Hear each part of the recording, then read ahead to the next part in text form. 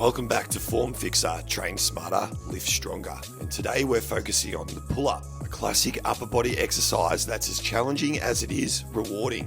But here's the thing, even experienced lifters often make mistakes that limit their progress or lead to injuries. And in this video, I'm going to show you how to fix the 3 most common pull-up mistakes so you can maximize your strength, engage the right muscles, and master this iconic move. Let's get started.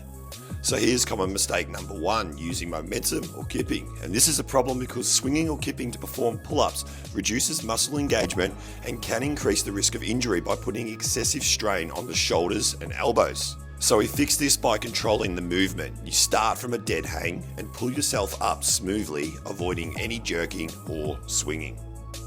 You then want to engage your core. Keep your core tight to stabilize your body and prevent excessive swinging.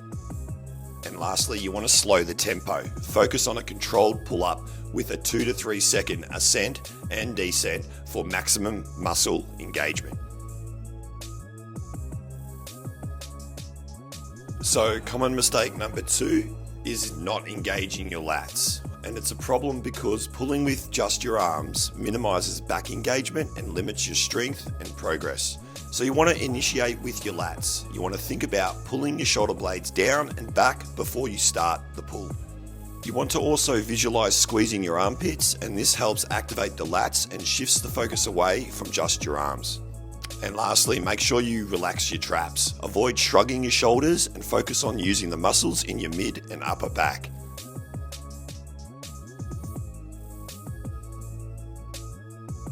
So common mistake number 3, the big one, half reps. It's a big problem. Performing partial reps, not going down fully or fully up, limits range of motion and reduces muscle activation, leading to imbalances.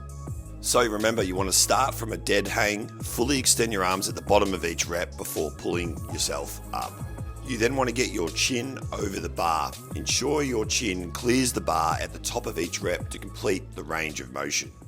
And lastly, remember, we're looking for quality over quantity. Focus on fewer, clean reps rather than rushing through sloppy ones. Thanks again for watching Form Fixer, Train Smarter, Lift Stronger. With these pull-up tips, you're ready to build real strength and avoid common pitfalls. Don't forget to like, subscribe, and let me know in the comments which exercise you'd like me to cover next. See you in the next video.